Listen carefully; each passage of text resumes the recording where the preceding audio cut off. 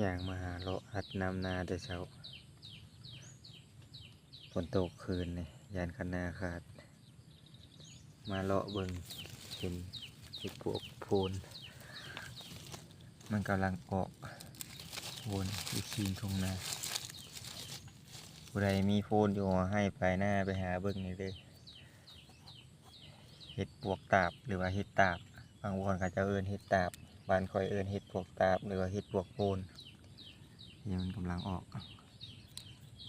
หาเลาะบางรถผู้ใดมีโพนอยู่ให้ไปหน้ามันออกแล้วช่วงนี้เก็บมือปุ่นปีงป่นแซบไปเห็ดอะไรไม่หากิดไก่แน่มันแซมทุกไงทุกนาอยู่เฮือนเบิดแล้วซึ่ง